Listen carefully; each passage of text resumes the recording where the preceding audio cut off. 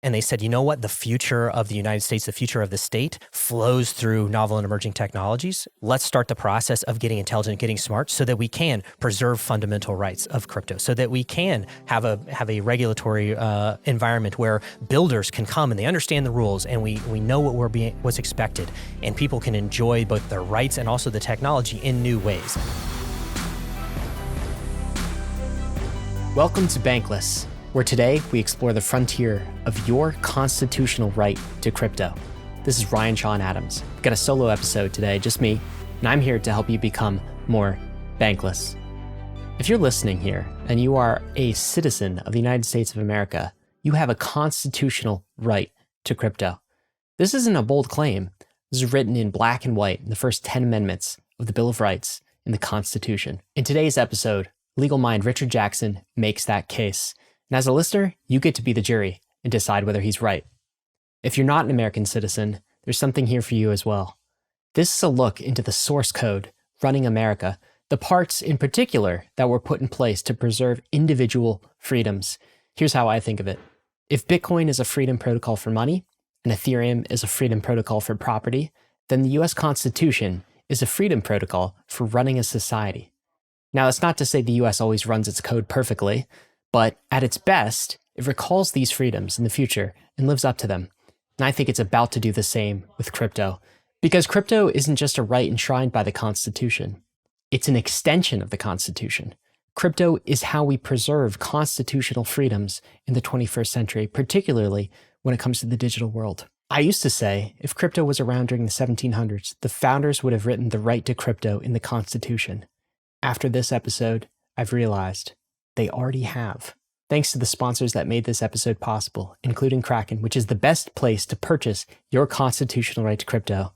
Get an account on KRAKEN today. If you want a crypto trading experience backed by world-class security and award-winning support teams, then head over to KRAKEN, one of the longest-standing and most secure crypto platforms in the world. KRAKEN is on a journey to build a more accessible, inclusive, and fair financial system, making it simple and secure for everyone, everywhere, to trade crypto. KRAKEN's intuitive trading tools are designed to grow with you, empowering you to make your first or your 100th trade in just a few clicks. And there's an award-winning client support team available 24/7 to help you along the way, along with a whole range of educational guides, articles, and videos. With products and features like KRAKEN Pro and KRAKEN NFT Marketplace and a seamless app to bring it all together, it's really the perfect place to get your complete crypto experience. So check out the simple, secure, and powerful way for everyone to trade crypto, whether you're a complete beginner or a seasoned pro. Go to kraken.com/bankless to see what crypto can be. Not investment advice. Crypto trading involves risk of loss. The UNISWAP extension is here. The self-custody wallet, created by the most trusted team in DeFi, UNISWAP Labs, designed to make swapping feel effortless. This extension lives in your browser's sidebar, letting you swap, sign transactions, and send or receive crypto without ever losing your place on the internet. Plus, with human-readable transaction messages, you'll always know exactly what you're signing. Navigate a multi-chain world effortlessly with support for 11 chains like Ethereum Mainnet, Base, Arbitrum, and Optimism. No more chain switching or token importing. All your assets are right where you need them to be. The UNISWAP extension is designed to level up your swapping experience with other Uniswap Labs products as well. Easily onboard to the extension using the Uniswap mobile wallet to begin managing your assets across platforms and take advantage of smooth, seamless synergies with the Uniswap web app. So go and download the Uniswap extension today by clicking the link in the show notes. Just another way Uniswap is helping you swap smarter.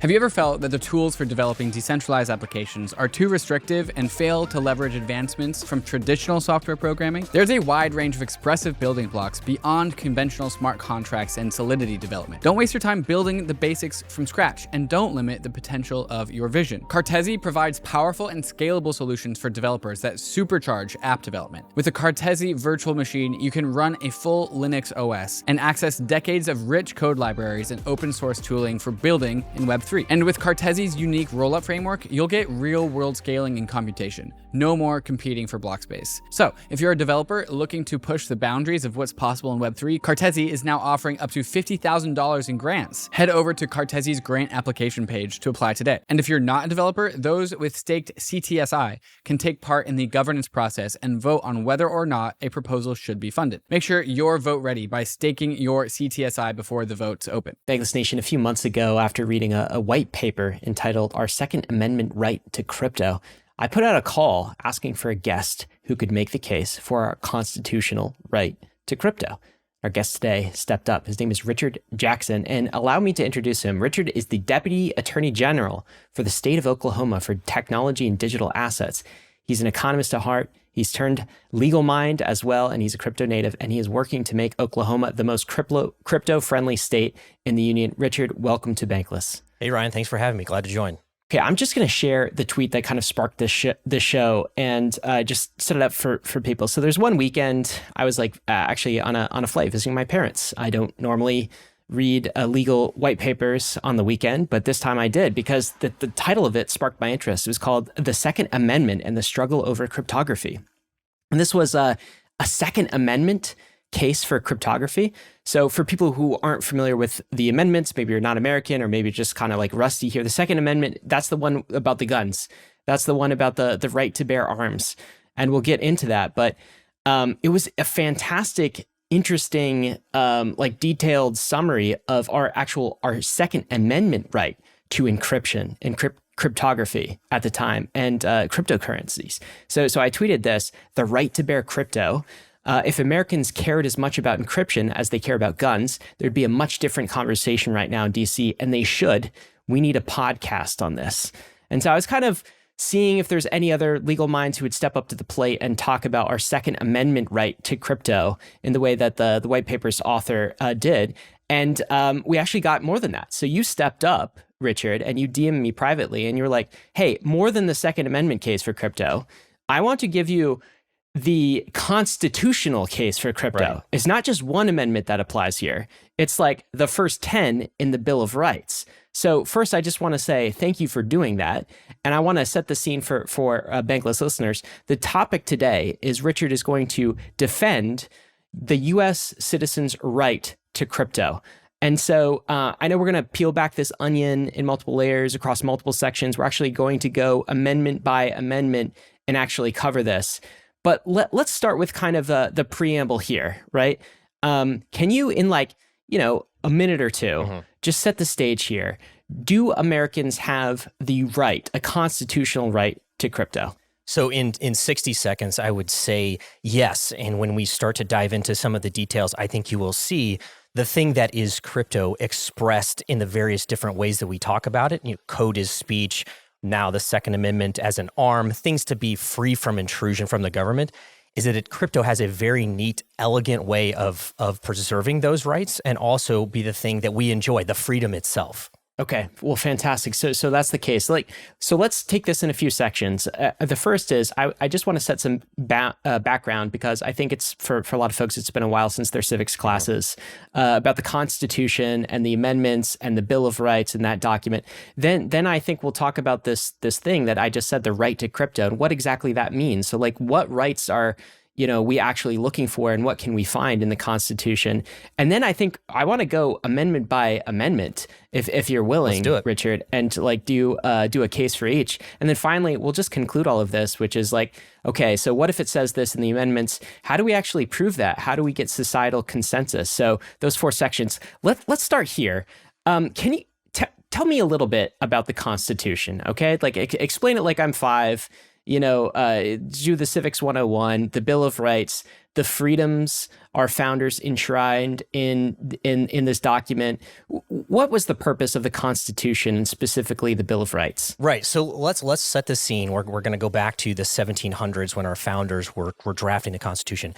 And this is part of history called the Enlightenment era. And so it's coming off of the end of, or it's at the end of the Renaissance. And so there's a political movement, an intellectual movement about humanity, and very specifically about the nature of authority and where power comes from. So to tie it into our crypto audience, we were starting to talk about ideas for new social protocols that we call government. And so our founders, the Enlightenment was a look at classical study. So they were going back to ancient Greece and all of the things that happened during the Renaissance. And our founders were basically putting together historical influences. And they said, okay, the Greeks and the Romans had ideas, democratia, the people's power. Then there was res publica, the Roman idea of the thing that is public. Then there was natural law that came out of the Renaissance about the idea that there are absolute truths somewhere. And if we can find them, they express themselves in nature. And then at the end of it, kind of a conclusion, the English tradition of law, where there was a rise of what we were starting to term as fundamental rights, meaning things that just didn't go away depending on how the government felt. And also, most importantly, we were documenting those things. So that's the scene that we're setting. And so our founders were essentially asking the question, what is the nature of government? And as we as individuals, how do we play into that discussion? And so the documents, particularly the Constitution, the Bill of Rights, and then also the Declaration of Independence, those are three ways of the founders expressing our concepts of freedom. So there are three kinds of freedom. National freedom, which is the right of a people to be free from external control. So the colonies saying, England, you don't have the right to govern us anymore. There's political freedom, which is our right to say, this is how the government should work. Right to vote, right to hold office, right to serve on a jury. And then finally, there is individual rights, which is the freedom to choose to live how you want to, as long as it doesn't hurt anybody else. So we have three documents in our main history, right? The Declaration of Independence, that was our national freedom charter. Then there is the Constitution, which is the political freedom charter. And then what we're going to talk about today, which is the Bill of Rights, which is our individual freedom charter. I like that. And maybe to put this in crypto nomenclature a little bit, and forgive me if I'm stretching metaphors a little bit, but it feels kind of like the Declaration of Independence is kind of like the white paper. Mm-hmm. Like, hey, this is the intent. This is like what we stand for. This is kind of the values. This is what we're going to build. And the Constitution, and particularly the Bill of Rights, are more like the code itself, the operating system, the chain, the thing that we deployed, and the thing that goes live on mainnet. And of course, we've added different amendments to the Constitution by way of, I guess, like hard fork, let's say, right, of, validator consensus, let's say, and the first 10 of which was the Bill of Rights, which set a precedent for individual rights. I've got a definition here of the Bill of Rights. I'm wondering if this kind of summarizes it okay in your mind. It says this: the Bill of Rights is the first 10 amendments to the Constitution. It spells out Americans' rights in relation to their government. Here's what it guarantees: civil rights and liberties to the individual. Stuff like freedom of speech, press, religion. It sets rules for due process of law and reserves all powers not delegated to the federal government to the people or to the states. And it specifies that enumeration in the Constitution of certain rights shall not be construed to deny or disparage other rights retained by the people.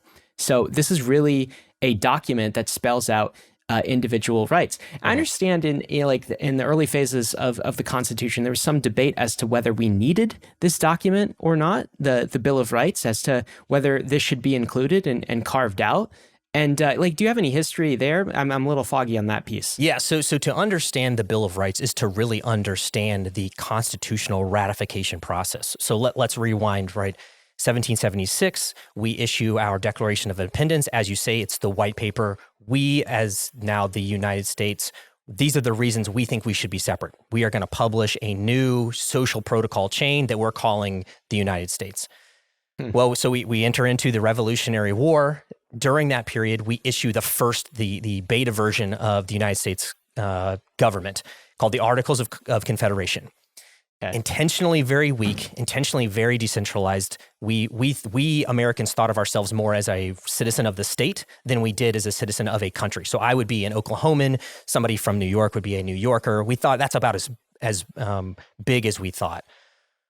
We end the Revolutionary War and we are left in this tension. On the one hand, the Articles of Confederation are terrible. Nothing works. The chain does not function. We can't run anything. Nothing functions. We can't get blocked through. It blocks through. It's just like not coordinated enough. There's not enough coordination. That's a perfect way of describing it. We just don't have enough to get this to work. And at the same time, there is an intense distrust of anything that we would call a central government. They do not like the state is the highest level of government. And so became the Constitutional Convention, we were supposed to, the now peoples attending this convention were supposed to just revise the articles. And what they said is, look, we've got to start all the way back at zero. It was almost like they, tell me if this resonates, we started a blockchain and we realized it didn't accomplish the things we wanted. And so we rewrote it to issue a new one. And so that was the process. That was the Constitutional Convention in 1787. They distributed the Constitution and what they found was nobody liked it. It was not popular. There was a very, very, again, strong fear of people who had just fought for their freedom to then just give it right back to what was considered central government or strong government. So the Bill of Rights was a political concession that they said, like, look, if you will ratify the Constitution, we will amend it to change a few things that will address your distrust. We want to make it so that the federal government, what would become the federal government, wasn't too powerful, and also specifies some individual rights. So three main functions: protect individual liberties, limit the power of government, and also alter the nature of government, where it used to be like the span of governmental authority was this, and we'll just chip away individual rights. They said, no, we're going to invert that. The government is very limited, and we will approve the things that do not restrict freedom inappropriately. So you're as small as we give you, and we will only expand the government, as opposed to the government as big as it is, and we will find freedoms from that. That's really where the Bill of Rights kind of comes in. That makes sense. I think for the bulk of this podcast, we'll be talking about the Bill of Rights. And the Bill of Rights is comprised of 10 amendments that were added to the Constitution. And the Constitution itself, if you kind of like read through this, I don't know if you've had the chance. It's not actually a long document. Like I've read through it at one point or another, and it's really more of an operating system for the government, right? That's where you get like separation of powers, executive branch, judicial branch, legislative branch. You get kind of terms of presidency and all of these things that set the context for how the government itself should run. But it really, without the Bill of Rights and the subsequent amendments that were added, it doesn't really specify too much by way of individual, like civilian, citizen rights. And that's what this compromise in the Bill of Rights was added to basically do. It's just to say, as an American, as a citizen of these United States, here's what freedoms you have that are enumerated. And by the way, if it's not covered here, default, it goes to you as an individual. Right. I think we'll get back to that point a little bit later. So that is the Bill of Rights. There's your Civics 101. Let's get to another definition here. What I said in the intro, the question on the menu in today's episode is, do Americans have a constitutional right to crypto? Let's talk about the right to crypto portion of things. When we say a right to crypto, what exactly do we mean? And this is not defined in the Constitution. This is just sort of like, I guess, for the purposes of this podcast and crypto in general, what are the rights that we're actually talking about? I'll give you one kind of definition to maybe work from, and then let's play around with it. So it was interesting that the Republican Party, the GOP platform paper came out, and they have this very tiny section about crypto. So this is the Republican Party platform, a couple of weeks ago, and it's under the title of Championing Innovation. It says crypto, and it says Republicans will end Democrats' unlawful and un-American crypto crackdown. So very polarized language, of course. Hey, this is politics, one party versus another. But let's get to the actual rights. And oppose the creation of a central bank digital currency. I'm not sure that's what we're talking about here, but we will defend the right to mine Bitcoin and ensure every American has the right to self-custody of their digital assets and transact free from government surveillance and control. There's a few things there I like in the latter part of that definition. The right to mine Bitcoin, so you can mine if you want. You can validate transactions, and the right for Americans to self-custody their own assets. So you don't have to hold crypto in a bank, in an exchange. You can go bankless, private keys in your hands. You know what we say, not your keys, not your crypto, okay? That would be part of the right to crypto, I would imagine, and transact free from government surveillance and control. So respect the blockchain's ability not to inject OFAC sanctioning, something like this, I would say as part of that. Anyway, what do you think is a good working definition of the right to crypto when we say that? Yeah, so I'll start with the rights part, and then I'll move to the kind of what is crypto part, because they're two separate related questions. So when we talk about rights, we have to understand them in the context of freedoms. So freedom is what you are. The right is how you have that freedom. So if you have the freedom of speech, that means you can express yourself. The right to freedom of speech means the government cannot restrict that freedom. So when we talk about freedom, at least in the context of the Bill of Rights, there's one major element. Again, it's individual right oriented, where we say there's two very important things. Freedom of conscience, which means you can think the way that you want and express yourself the way that you would like to. And there's also an element of economic freedom, which means commercial activities. So the right to engage in the businesses that you would like to do, the right to retain the fruits of your labor, the right to retain property. So they are expressing kind of the more economically oriented elements of it. But crypto is obviously bigger than that. And so I will define crypto when we talk about it in three ways. There's one, the code that is crypto, whether that's encryption technology or blockchain technology, the actual zeros and ones that we express ourselves. There's also the act of encrypting. So by the virtue of like behaving in a certain way, the act of encryption. And then third, there's digital property. So the ideas of crypto, the act of encryption, and the things that are digital property. So that's the three ways we can talk about it. So what do we mean when we say the right to crypto? In the abstract, in effect, it is the right to and the means to our freedom. So the tools and the subject of our freedoms. The right to enjoy freedom and the way that you can assert those rights. So you can have crypto, you can express yourself through crypto, and you also have the right to use crypto, as they say, to make sure that you are free from what is unlawful or unnecessary government intervention. That's what we mean when we say the right to crypto. I really like that definition. Okay, so then what we're talking about when we say crypto, just to recap that, is the code itself. Like that's like kind of the noun. Mm-hmm. Maybe that almost corresponds a little bit. We'll get into this. I don't want to step forward too quickly, but maybe that corresponds to something like speech, right? Code speech. It's just something that's sort of written down and put out there.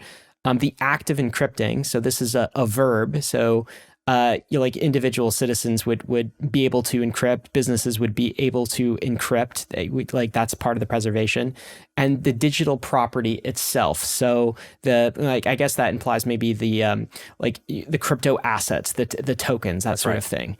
And the right to crypto is like even broader than that kind of like GOP party definition. You're broadening it, and this is why I appreciate a legal mind thinking about these things, and just like not me, is just all of the tools that allow for crypto freedoms and the right to fully enjoy crypto in its various use cases.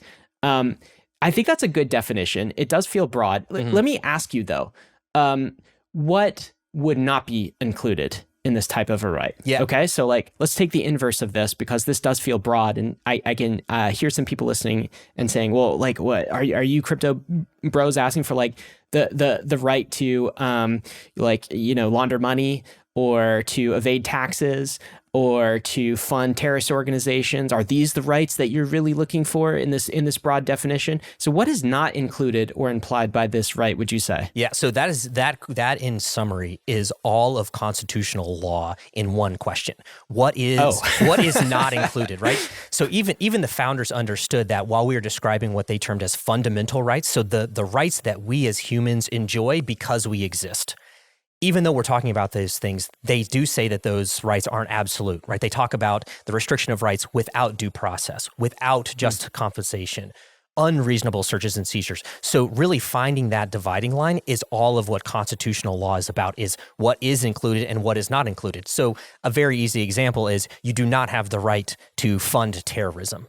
That is something that I think is a pretty bright line rule that I think we can all agree to. The question is now, do you have the right to use something like tornado cash, which is not in and of itself the funding of terrorism, but it gets associated that way. So is publishing the Tornado Cash code, is that a right that an American gets to enjoy? Is the use of Tornado Cash something that an American gets? What purposes do you use it for? These are all very fundamental questions that a court, especially the Supreme Court, would have to answer in the relationship to the question, what is or is not included in your right to crypto? This is why we have an entire judicial branch, right? That is the whole purpose. And this is why we have a Supreme Court. This is why we have lawyers, is because the amendments themselves are very short. We'll read out some of them in today's podcast. There's not a lot of detail. And so taking your example, and you said what's not included by these rights is the whole of constitutional law. That process gets worked out in the judicial system over years and decades, and precedent is set. We have a common law system. So the precedent gets cemented almost like proof of work, and it becomes hardened over time, and it adds more social legitimacy. That is the entire I guess realm of constitutional law and the entire judiciary, and I guess in a nutshell. And another example that comes to mind, just for me, is freedom of speech, for example, right? So, it says, we'll read this out a little bit later, but the actual First Amendment is, Congress shall make no laws respecting establishment of religion, and it goes on, or abridging the freedom of speech. This does not give you, the courts have decided, the right to yell fire in a movie theater. This is precedent that's been worked through the judicial system. So there are some limitations on these rights. And the way we figure out what the limitations are is by working through the court system and ultimately the Supreme Court deciding. And if there's some more ambiguity needed, then I guess the legislative branch, hops in and creates a new law. And if we all decide we really need to change something fundamental, what do? We pop in another amendment. Is this in a nutshell how civics works in the US? Yeah, that's a great microcosm for the way that we have addressed this question of what you've described. Again, is very abstract concept. So the Declaration of Independence basically says, we're free. And then the Constitution says, this is how we're going to be free. And then we get into the reality of it's like, well, are you free to, as you say, yell fire in a theater? It's like, well, you don't have the right to threaten or scare somebody. So that's out. And again, we're just sort of like, we are refining the social protocol to more accurately accomplish the objectives of freedom. And so this is in, that is out. Can't yell fire in a theater, but you can go outside of the White House and say, with approval, that I hold up a sign that says, I disagree with blank policy of the government. So we're the whole of again, it was basically as soon as the Constitution was written and the judicial branch was established, the first cases were, well, what does this actually mean? So we've been asking these questions basically since the document was written.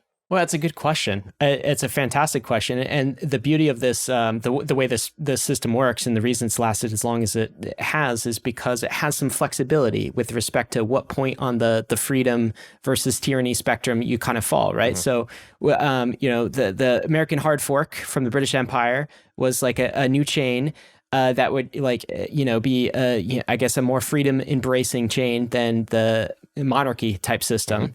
But if you go too far in the spectrum of freedom, you get something that is undesirable where you can't coordinate a society and you get anarchy, right? This is a little bit elements of the Articles of Confederation, I suppose. There's a little too much anarchy, right?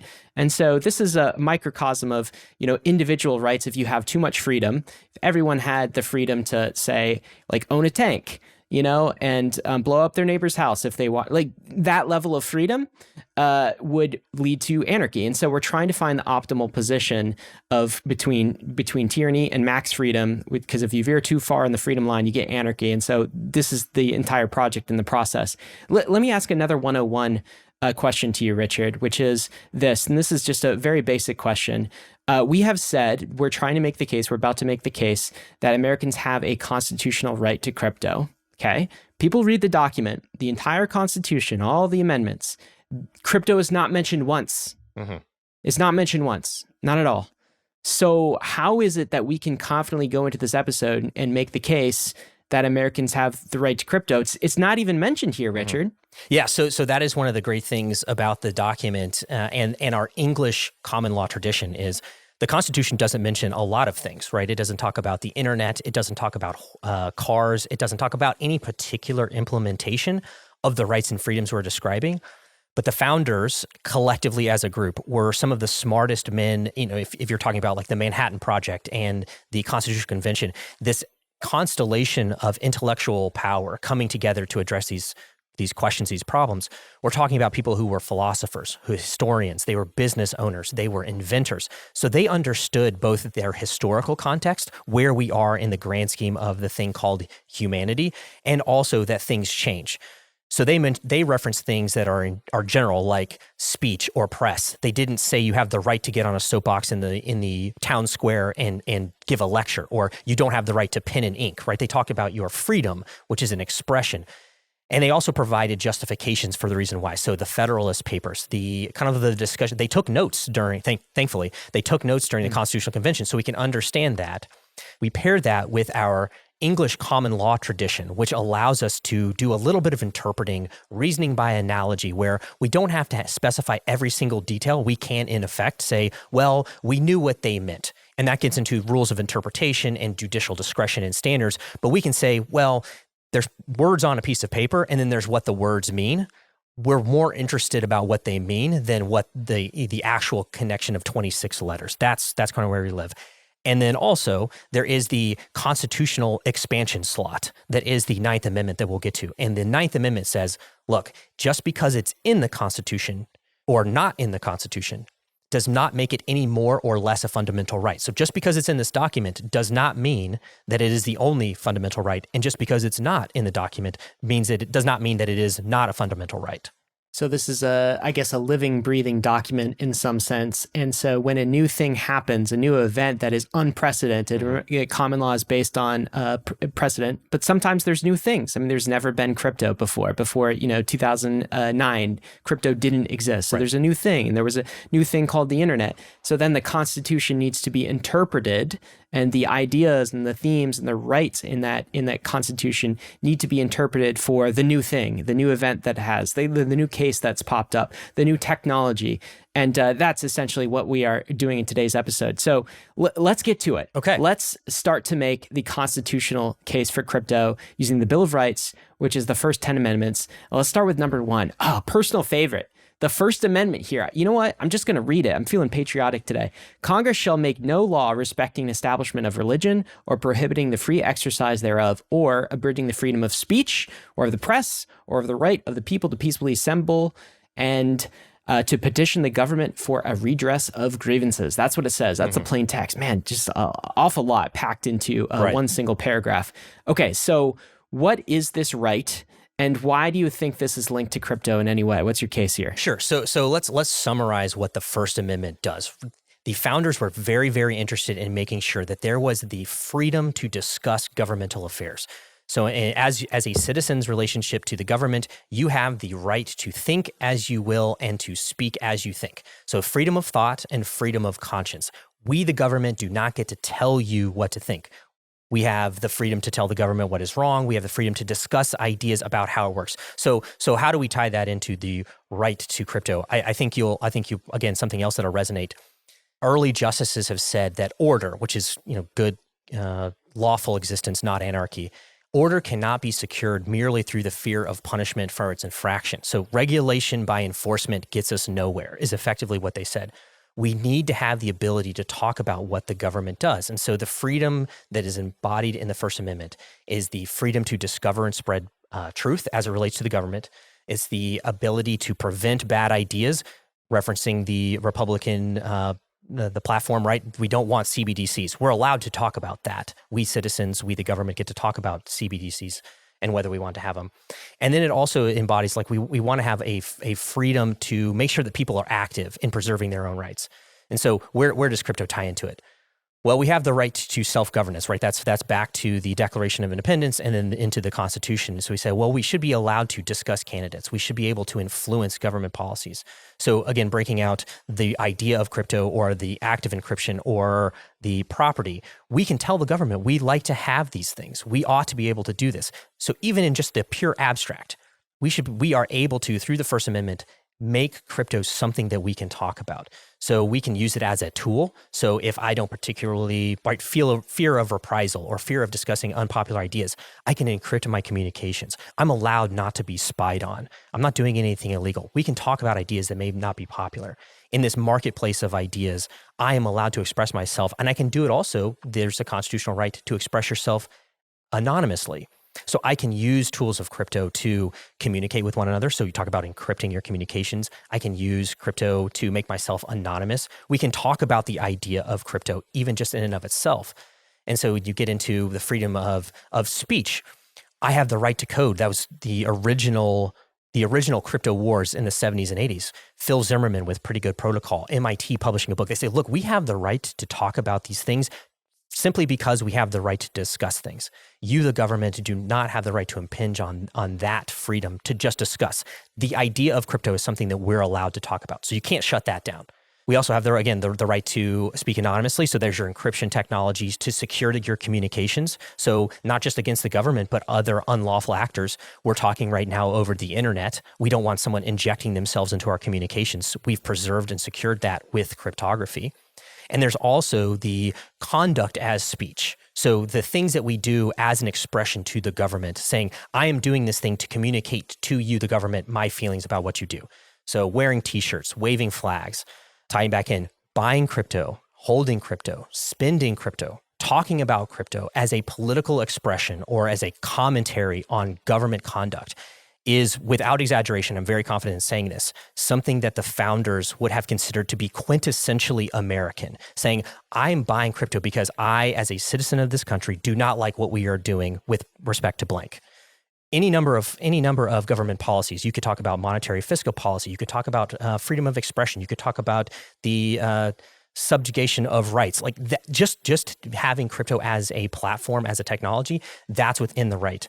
And so I think First Amendment is one of the easier ones. It's already been adjudicated, not at the Supreme Court level and lower courts, but we've already touched on it again in the original crypto wars. That this one is where the right's probably the strongest case to make, because we are so protective of the freedom of speech with relationship to communicating with and to the government. So in particular, one summary of this, and let's focus on the speech, because there's also the right to assemble, the right to petition, these other things that may have a crypto kind of like a component to it, but the right to speech, even code as speech, how ironclad is that right? So again, of course, framers, the founders did not. There was not the concept of code. There's not the concept of software that didn't exist. But the courts have interpreted the First Amendment to allow for encryption. Like, do citizens have the right to encryption? I think maybe we're recalling some history of what you've just called the first crypto wars and Zimmerman and some of the things that were fought for. But like, what does the precedent say about the question of is code speech and are citizen rights to encryption? Well, so let's go back to our founders. Our founders encrypted their communications during the Revolutionary War. So they would have been intimately familiar with the idea that there are things that we are talking about that we don't want the quote unquote government to read or find out about. So they have known about that since quite literally the founding of the country. And so we say, do we have a right to these things? Do we not have a right to these things? Again, the Constitution and the Bill of Rights is primarily oriented with the citizen's relationship to the government. And in the context, well, do we have or do we not have? The freedom of speech and what's embodied in the First Amendment, the Supreme Court has very, very early on and very, very strongly said that we will interpret this to the utmost degree. This is the most fundamental right as it relates to a citizen and its government. So we want to make sure that the freedom of speech, whether it be to communicate anonymously or things like this, is one of the most important things, because dialogue between citizens about the government is what keeps this thing we call America going. That's the whole fundamental point. But how far can you stretch the First Amendment is kind of my question. Yeah. And when I say stretch, I don't know if it's stretching or not. Maybe you could argue this is not stretching at all. So there's like, when I think about kind of the internet, or when I think about code, I think about sort of two categories of communication. One is what we traditionally call communication, TCP IP, right? This is text message, this is email, this is like a website, any form of like written communication. And I think we have precedent, you've talked about it a little bit, that we have the ability to encrypt that. We have the right to encrypt that. That's the correct interpretation of the First Amendment, okay? But there's another category of communication that hasn't yet been tested in the First Amendment. And I would still argue, or one could make the argument, that this is another different form of communication. That is the transmission of value. Value is just another communication protocol. I mean, one could make the argument that that's the case. It's certainly in the blockchain crypto context. It's certainly code. The same code that allows me to kind of like encrypt a message inside of a Bitcoin or Ethereum block. I can encrypt some value and send it to you. And like what makes it valuable? Social consensus, we could go into that. But like value over internet protocol is another communication. But can we say that the First Amendment, does it just apply to the first type of communication? Or can we also say it applies to value? Or is this something that really needs to be tested and argued in the court system to establish that precedent? So we can reason by a somewhat looser analogy in that the court has already asked the question, is the idea of spending money, is that itself speech? So if we're talking about the transmission of value, which is me giving money or you giving money for any particular purpose, is that in and of itself a speech, the act of speech, or is it the conduct of speech? And so that really ties into what the court has addressed around campaign financing. And they have said, yes, that the expenditure of money on campaigns is the expression of your values, so personal values, monetarily towards a candidate who's expressing that value. And so you say, well, let's get a little kind of tongue in cheek. They say, well, do you have the right to write a check to them? Do you have the right to sign a notary, to sign a transaction? Right? It's so we can say, well, if I send an electronic, if I pay with my credit card on a website to a political candidate, I am using one form of electronic technology to communicate value and as an expression of my support for we're talking with relationship to the government, for my expression of my support for the things that candidate stands for. The founders, the court, you and I would understand it's not about the credit card. It's not about writing the check. It's about the fundamental abstract concept of communicating value or approval, that's where we tie in. So I would say that, yes, we already have precedent for saying the transmission of a thing of value is already in. And so we're just now looking at a new way of doing it where the communication itself is the value being transmitted, just in the same way that all of crypto is the preservation of private keys. Well, the thing and the idea and the code are kind of one and the same. It's a very neat, elegant system that is crypto. It's why I'm so involved with it. It's so fascinating. But yes, to answer the question, transmission of value, communication of value, it's all wrapped up. And they would say, you're communicating to your government something that you feel or express. And so, again, economic freedom is one of the things that we have as a personal right. So they say, yeah, the right to spend money or the right to have a certain type of money, as long as it's legal, is within the boundaries of what we've described. This argument may have way more teeth on it than I thought, and the First Amendment is a fantastic case for crypto. Just one quick side quest though. So like, what is the constitutionality of something like the Bank Secrecy Act, where like banks can kind of like freeze your money? Yeah, so here, and this is where we're getting into the courts having to ask the questions that are in the gray, that we say, well, we have a right to these things in the abstract. How do we implement those? So that we have the freedoms described. What do the rights look like? And so we are now into, as we say, uncharted territory, where the citizen has the ability to protect a freedom or a right in the way that they've never had before.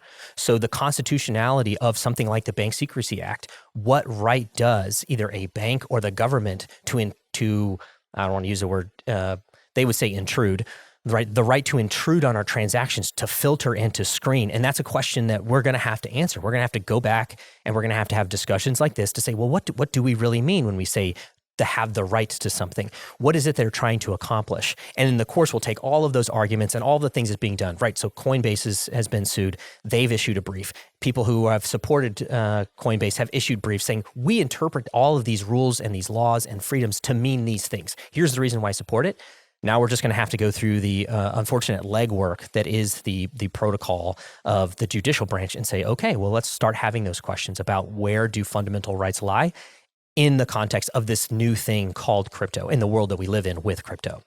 Second Amendment here. This is the right to bear arms. Second Amendment is a well-regulated militia being necessary to the security of a free state. The right of people to keep and bear arms shall not be infringed. At the time, that probably meant like muskets, various weaponry in war. This is interesting. I kind of opened the podcast, describing sort of a white paper I read on this and how it's associated with crypto. I think on first hearing, people will say, the right to bear arms, Second Amendment, how in the world is that related to blockchain and cryptocurrency? Give us the case here. Yeah, so this is, again, where we're going to have to kind of flow between our abstractions and the realities. And so when we talk about the Second Amendment, ultimately, the Second Amendment is about the self-defense or the defense of the populace from unlawful acts. And so it's primarily oriented in this context as unlawful government actions, but it's also the tyranny of the unlawful. So tell me if this resonates, right? The right to self-defense is most associated in the minds of the early decision makers with the idea of the frontier, right? So it is on the frontier where the right to self-defense is most applicable. So where the government can't help me, I have the right to defend myself. I have not lost my fundamental right to life just because the government is capable or not capable of doing something. And also I have the right to be free from tyranny, so unlawful government actions. The Second Amendment right is effectively saying these are the tools that you are allowed to have in defense of those two freedoms. I think it's really fascinating that you're talking about this right, the right to bear arms, as a defensive technology rather than, or a defensive freedom rather than an offensive freedom. Because I think a lot of people think about the right to bear arms, they think about guns, and they think about offense. They think about Well, it's in the same sentence as a militia. They think about, and it certainly is that, right? A militia to kind of like, I suppose, have the power to revolt against the government. That's part of it. But I really want to focus on this defensive characteristic of the right to bear arms, because that's what crypto is. That's what encryption is. It's a defensive technology. And I remember one of the analogies in the white paper that sparked my interest and set off something that I had not thought about before, is thinking about an arm as, what about a Kevlar vest, right? Do you have the ability to like wear a Kevlar vest in your home? Should the government restrict that and say, hey, no Kevlar vest, no defensive technology? Of course not. It's a defensive technology. And what is cryptography if not a defensive technology? It's a way for you to encrypt communication such that any third-party actor cannot take it from you, cannot steal it from you. It's a way for you to vault your assets in such a way that a third party can't take away your private property. It's defensive. It's not an offensive technology. And so that is a distinction here that I don't think is clear when people first read it and think about guns only. Yeah, and so that's again where we get into this idea of judicial interpretation and the role that the legislature plays.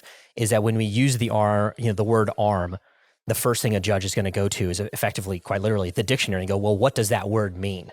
And so when you look it up, an arm is, as we've described, a weapon of offense, but also armor of defense. That's literally the definition of it. And so there's also armor. It's armor. It's quite literally that. And so also defined as ready for defensive action. And so the word arm, and I think that's probably the reason why they used it. You have the right to the offensive tools of liberty, but also the defensive tools. You said Kevlar vest. Let's go even like the digital house. You can put locks on the digital house. We are allowed to exclude the lock on my door is a defensive technology from looters, from people doing illegal, right? It is a weapon of defense. It's an armor. I feel safe at night because I've locked my doors. Nobody's just going to be able to walk into my house. And in that same way, we can describe crypto as effectively the digital version of an arm. It is a defensive technology, and it's totally within the bounds of the idea or the concept of an arm to say that crypto as a defensive technology is among that tool. And that gets into even the history of it, right? So the crypto war was about this idea that we should be able to have a discussion of ideas that at the time, the United States government classified as munitions. They were restricted from export because they were deemed to be weapons. So this is where we get into, well, what does it mean? What is it defined as? We've been having these discussions since the beginning, and it also, I think, is open to interpretation. We just happen to choose to interpret it the way that we have. So you're saying if the government ever put some mandate together and it banned the custody of your own private keys, for instance, imagine that happening. So you can only hold your Bitcoin inside of a licensed and regulated exchange. No more private keys. No more kind of like going bankless. You could walk into a court, like if they allowed you, the Supreme Court, let's say, and make a case that no, this is like locks on your house. This is a defensive technology. This is like a Kevlar vest. And we have this right embedded in the Second Amendment. It's in the right to bear arms, the right to armor, the right to some defensive technology. And so you can't take it away. It's unconstitutional. And a lawyer could make that argument. Again, it's our common law tradition allows you to reason by analogy or to reason by inference and to extend the metaphors of government. And so to your point, well, are you allowed to have this versus that? Well, we've already discussed that at the Supreme Court level. They say, well, you're allowed to have something like a shotgun in your house, but you can't have a handgun in your house. And the Supreme Court has said, no. It's about what you're using it for. It's not necessarily the particular implementation. And so I hope, competent lawyer standing in front of the Supreme Court would say, Your Honors, speaking to the judges, Your Honors, the reason that crypto is allowed under the Second Amendment, in addition to what we've already described in the First Amendment, is that this is nothing more than a defensive technology used for the preservation of life and liberty in the digital world. And so we talk about things like, well, is it in common use? They'd ask those questions like, well, how novel? It's like, well, we've had it since the founding of the country. It's online banking that uses cryptography. So they would begin to have to give them examples and analogies about why this is, in the one sense, novel that we've never discuss this in the very particular instantiation of the very particular way of asking this question, do we have a right to crypto? But you say, well, Your Honor, would we have a right to secure bank transactions? Would we have the right to secure video calls? Would we have the right? And they'd say, okay, interesting. And then it would be incumbent on the court and the other lawyers to kind of hash out who wins that argument. How about the right to buy a vault to secure my precious jewelry that I own and store it in my house? Do I have that right? And that's one of these great things about crypto. I find, again, the fractal expressing itself once again, is that crypto it flows back and forth. It is speech and that it is code and express. It's an arm in the Second Amendment. And what we're describing now is kind of some of the later amendments. They say, well, how am I allowed to exclude people? How am I allowed to preserve my rights as to non-interference, my rights to be secure in my property? And this is just the next iteration of how that works. And so it's a digital lock. It's a digital vault. It is the same technology that we use in bank transactions. That's the argument. That's the thing that you'd have to articulate to a court. Say, it may not be a musket, but neither was the internet to the freedom of the press. And you'd start to extend the analogy, and then it would be up to the judges to interpret the law and the facts in the particular case as they would deem appropriate. Well, we are racking up some amendments, so I'm going to skip the third. We're going to hop to the fourth. We'll come back to the third in a second. This is the one on search and arrest. So this is the Fourth Amendment, the right of the people to be secure in their persons, houses, papers, and effects against unreasonable searches and seizures shall not be violated, and no warrant shall issue, but upon probable cause, the probable cause thing, that's here, supported by oath or affirmation, particularly describing the place to be searched and the persons or things to be seized. I have to imagine the framers were thinking about governments invading people's private property and going through their stuff. This is almost like this is surveillance. Certainly, this is, you can imagine soldiers invading someone's personal effects and reading their letters and correspondence and all of these things. Anyway, give us kind of the rights preserved here and why this is also a case for crypto. Right. So not only would the founders have been thinking about it, they would have experienced it. So some of the things we articulated in the Declaration of Independence, the reason why we wanted to start a new government is we said that the powers that the British government had were being abused.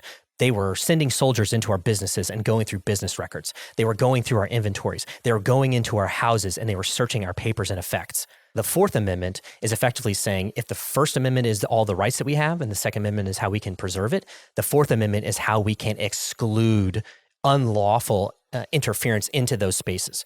So the right to be secure is effectively where the right to privacy comes in. And what they mean is the right to be left alone, the limitations of access. Can I put a door up? Can I put a lock on my door? It's the right to secrecy of information. I don't have to give to the government everything that I do. A little bit of a preservation of dignity, right? I don't need all of my private affairs out in public. And so that's the tying into crypto is we're reestablishing what the court would call the reasonable expectation of privacy in the digital world. Why would I say you have a right to crypto as relates to the Fourth Amendment? Is that crypto is the way that you can secure your right against unreasonable searches, unreasonable seizures, that you have to have a warrant for the place to be inspected. All of those things described in the amendment, crypto allows you to exclude the government when they are not within their legal purview to do the things that they're trying to do. So that's really where the Fourth Amendment right to crypto comes in.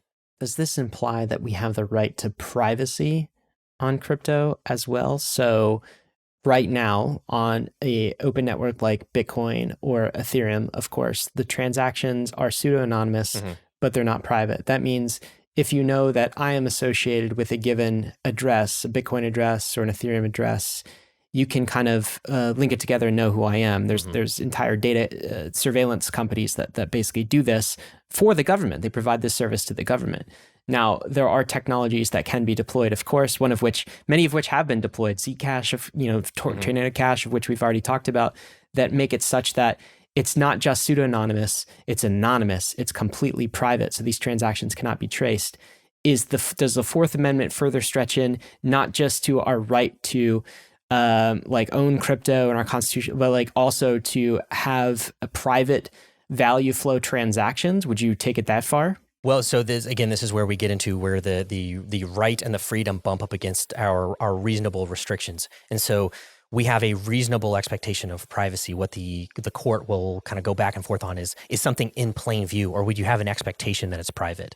Well, we can say by the act of encrypting, that's kind of me saying, I have the expectation that the data or the value that I have encrypted should be free from unreasonable or unlawful searches or investigations. The right to communicate pseudo-anonymously or anonymously by encrypting my communications or encrypting my address or my where a message may have come from. I'm saying, like, I don't need to justify to you, government, that I have this right. We have it. The government has to say that they are the ones who are right to be able to invade into that. And so I think what crypto does, it is a reset for the digital age where warrantless spying, where it's so easy to collect data, where there's just if you went to the post office and you wanted to read everybody's mail, you'd have to open all the letters, you have to do all those, it'd be a lot of work. In the electronic world, the collection of emails, it's as fast as the speed of light. It's as fast as processing functions. And so we've kind of gotten into a little bit, in my opinion, an imbalance with relationship to our digital rights, our digital property, our digital effects and papers, as it relates to the ability to search those things, to collect those things. Crypto is reestablishing kind of the balance of power in the digital world, in my opinion. And so you say, yes, I have the right to reasonably exclude you from my communications. I have the right to prevent you from knowing my transaction are happening.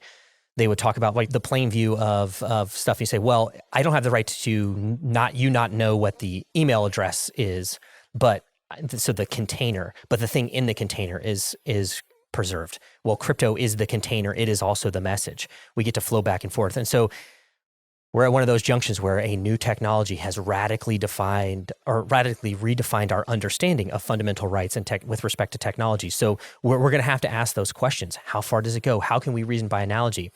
Are we able to exclude in the entirety in the back and forth? And so that's kind of where we sit with kind of respect to what you just asked. This is a broader question, but I'm going to ask it here because it feels just so relevant maybe to the Fourth Amendment, but it's just overall relevant to the entire discussion today, which is Fourth Amendment, this implication for citizen privacy. The reality in our digital world is that we don't have any privacy, whatsoever, none of it. The government has already infringed upon this through lots of third-party providers. We did an episode on financial or on citizen surveillance not too long ago. Government, Edward Snowden. Government has massive data sets, not only about non-Americans and foreign citizens, but domestic. It knows so much about me and knows so much about you right now, Richard. And the Fourth Amendment hasn't protected against that. So maybe there's some future court case that will curtail the surveillance, communication surveillance of the government, but so far we haven't seen it. And so I want to ask the broader question because it just feels this way, particularly on the Fourth Amendment when we talk about privacy. Is the document, the Constitution, are we just starry-eyed dreamers here a little bit? And are the rights that we are talking about, these hundreds of years later, has it gotten toothless? Have they been eroded away? I don't want to inject some cynicism at this point in the conversation, but just privacy, man, Fourth Amendment stuff. I don't know that they care what the document actually says and what the rights actually are. They've just been co-opted and corrupted, and our rights have been taken away so gradually, particularly in the digital realm, that does this even matter?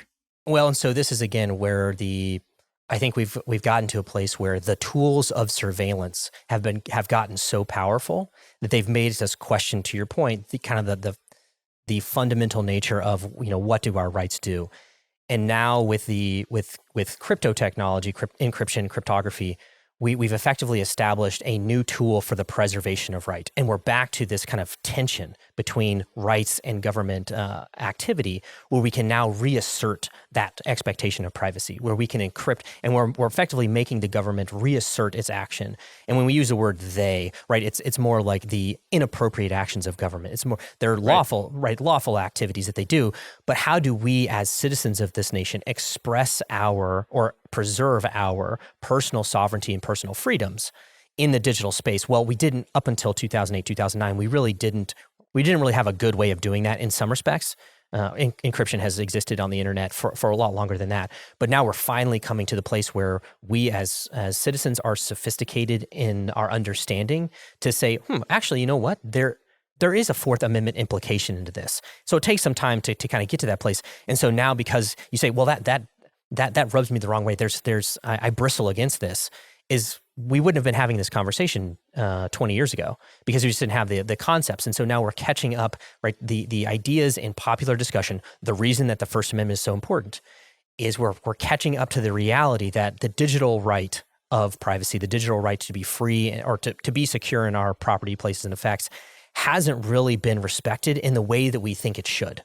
Encryption as the code, encryption as the act of encryption is, again, a communication back to the government to say, I disagree with what you're doing. I would like to have a discussion about my Fourth Amendment rights. Let's do that in the court of law because you are asserting your ability to do something. I'm asserting my right to be free from that action. And this is where the Fourth Amendment comes in.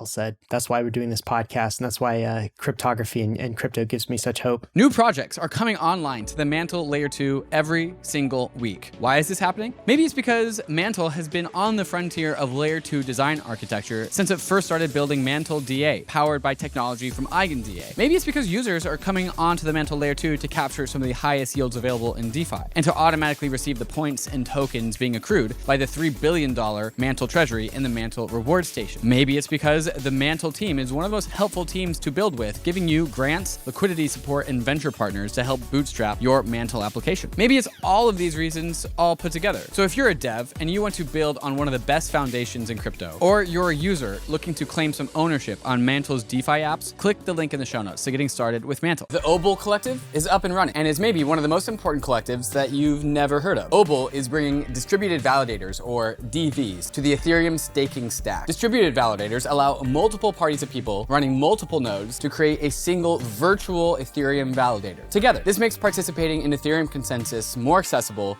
more affordable, and more inclusive. It is a strict improvement to the Ethereum staking tech stack. With collaboration from Lido, EtherFi, EigenLayer, and 50 other entities, and thousands of individuals, the OBOL collective is working to scale and decentralize Ethereum using DVs. And now you can get involved. Introducing the OBOL Contributions Program. Visit obol.org/bankless to stake on DVs, either through a partner staking protocol or at home. Earn access to future governance and ownership in OBOL while contributing to retroactive funding for projects that are actively decentralizing Ethereum. This is your opportunity to secure inclusion in one of the most important projects working to scale Ethereum's foundation for future growth. Visit obol.org/bankless to get started. That's obol.org/bankless. Launching a token?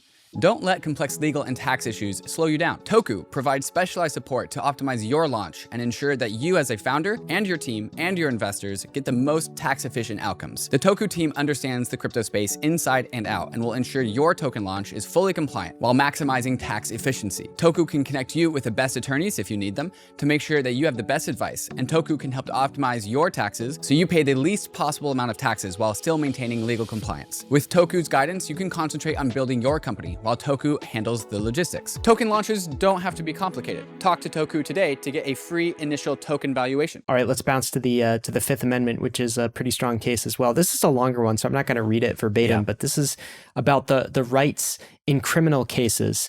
So is this the double jeopardy one and some other things? Describe what the Fifth Amendment is and how it applies to crypto. So we'll very rapidly or very quickly speed run the Fifth Amendment, right? It's the right not to be right not to double jeopardy, so it can't be tried for the same thing twice. It's the right to have a grand jury, which means someone has to, other than the government, have to say, actually, you know what, I think there's been wrongdoing done. There's also, again, probably the most closely related to crypto is that you are not you're not compelled to make a case against yourself in the court of law. So where the First Amendment is the right to speak, the right to communicate, the Fifth Amendment is kind of the logical inversion. It's the right not to communicate. It's the right not to. I plead the Fifth, and that's what their meaning is. You're saying I am asserting my right as it relates to the government, not to reveal the contents of my mind. I have the freedom of conscience. The First Amendment allows me to express that. The Fifth Amendment says you can't put me in a court and tell me you have to tell us. Because there's the implication that that compulsion in a courtroom becomes compulsion in a dungeon, and we don't want the government to be tempted by torture, the Inquisition. it does us no good as a people. Again, the purpose of government, as the founders would have said it, is to preserve rights, to ensure that we live under the law. They mean live under the law as opposed to live in anarchy or live under tyranny. We have our rights respected. And so the Fifth Amendment is basically saying sometimes people will do things in the name of the government that we don't think are right. One of them is compelling you to testify against yourself because there is such a temptation to use that just to get the conviction, just to put somebody in jail, just to be right. And we say, you know what? There's a bright line rule. You do not have to communicate those kinds of things in the context of a criminal case. Okay, so how does that directly apply to crypto? And there's this line about private property cannot be taken for public use. So I guess that would imply they can't take my crypto and, I don't know, use it for a government treasury or something like this. And then there's also this line, not be deprived of life, liberty, or property without due process. So does this imply that the government can't come and just confiscate my crypto assets without some sort of due process in the court system? And there are cases, I believe, where this has actually happened. Has government seizure of crypto assets? Like I'm just kind of like bringing to mind some of the Tornado Cash cases. Like at least the developer in the Netherlands. This is not in the U.S., but some of his assets were confiscated, I believe, before due process. And in the U.S., would this be allowed? Anyway, how does this amendment apply to crypto? Yeah, so let's first talk about the right not to speak. So that includes or as it be translated, and we've already had cases on this, that would be the right not to decrypt. So let's say you have a great example, one that the court has seen. Your phone, if you have a password on that, if you've encrypted the data, you have the right not to be forced to decrypt it. So the government can't wrench attack me in their torture chamber and to steal it. And to force me to decrypt it, basically, or give you my seed phrase or whatever. Absolutely. So they would not have the right to decrypt communications. You would have the right, or not to enter into a device. You would have the right not to decrypt your communications. You've described network analysis where they can say, well, there's been communications back and forth between these two nodes. We know they talk about. They can't sit you down and say, okay, what did you talk about? You can say, I have a Fifth Amendment right not to tell you that. So the government has the right to search, right? It says search, unlawful search or seizure. They have the right to search. But it doesn't mean they have the right to an effective search. We don't have to make it, the court has said you don't have to make it as easy as possible. And the Fifth Amendment is one way where we say, well, we don't have to decrypt our data. We don't have to decrypt our devices. We don't have to do the digital unlock without the process being respected. Or if it's testament, like if it's a testament, if you're giving testimony, I can say Fifth Amendment right. I don't have to give you that communication because it's saying something about me. It's an insertion of fact or belief that I'm not going to give in the court of law. So that's one element. It would also, I think, be the right not to escrow private keys. Is you say, look, I have the right to the code, and I have the right to my activity, and I have the right to the property. I would articulate, if it were me, I would say, well, that's an unlawful search because just it's like giving you the keys to my house. Right. I don't have to tell you what I'm doing in my house to know that I have the right to exclude you without a warrant, without kind of all those things. So that's the speech element. And then when you talk about the unlawful deprivation of property, it's like the court or the government can't come in and say, you're guilty. So there's summary judgment against you. We don't have to give you a trial. We know you're guilty. We're just going to take away your property. Well, if I have it stored in a private wallet or personally secured, I can say, well, not exactly. I'm preventing unlawful deprivation of property. And then the last piece you talked about, they're called takings. It's not a criminal act, but this is unlawful where they make it lawful and then take it anyway. So think of like rights of way on a highway. We want to build a highway, so we're going to we're going to pay you for it, but we're going to take your farm to build this highway through what is now your property. Well, now we're moving that into the digital world, and we're saying we the people, the citizen, have the right to ensure that there's no unlawful taking without just compensation. They say, well, your Ethereum is actually worth $1. That's what we're going to pay you for it, right? We saw the Mt. Gox liquidations. They are selling Bitcoin for X price. That's what we're going to give you. And you say, well, hold on, fair price should be this. And you have basically, again, this tension of preserving the right. And so, and even things. Didn't they do this, by the way, in the 1930s FDR executive order with gold? Was that unlawful constitutionally? Did that get to the Supreme Court at all? Well, so now we're talking about the rights in peacetime and the rights in wartime, and so there's and so again, now we're now in a unique period where the tools and technologies and abilities of a citizen can't be surmounted by the government just by fiat, right? They can tell you have to turn in your crypto. But can they show up to the physical place that is your wallet and take it from you? Can they knock down the digital vault and take the digital gold? Well, we're in a new era where the right and the ability of the citizen to preserve their rights is equal to the government's ability to invade that space or to take or to do any unlawful act of tyranny. And so we're going to have to hash that out. Where does this right extend to? What is the proper rule of government? What kind of things can a government do in the context of the digital property or the digital ability to preserve your rights? And how do we navigate unlawful takings, unlawful deprivations, the right to a fair trial, right? It says fair trial, not the right to no trial. It's a fair trial. So again, this is why it's endlessly fascinating, this intersection of crypto and fundamental rights. Yeah, for sure. I guess maybe a few observations. One, I suppose during kind of like wartime or like, like whatever someone says is emergency, right? Mm-hmm. It's kind of like all bets are off, rights get eroded during those times. And this is why kind of like authoritarians are those that are seeking power. It's always wartime, there's always a crisis. And that is something that the civilian population has to be very wary of with respect to leadership and political leaders. I guess another comment, as I'm picturing like a government trying to take away an individual citizen's private keys, just like how important these amendments really are, and how glad I am that we have the Bill of Rights, because we just think about it with all of the military professionals and surveillance and like armies and weapons and drones and the vast amount of like government resources, the asymmetry versus one individual citizen in that relationship, like it couldn't be more stark, right? And so what these rights do is they try to equalize, rebalance a little bit of that asymmetry, and they say, nope, you can't do this. There are barriers to what you are able to do. And this is another reason I am an enjoyer of crypto, is because this also restores when you have the right to encryption. And for example, you have the right to private non-disclosure of your crypto assets to the government. They come looking for it in an unlawful way that breaches the Fifth Amendment. We have some resistance technology.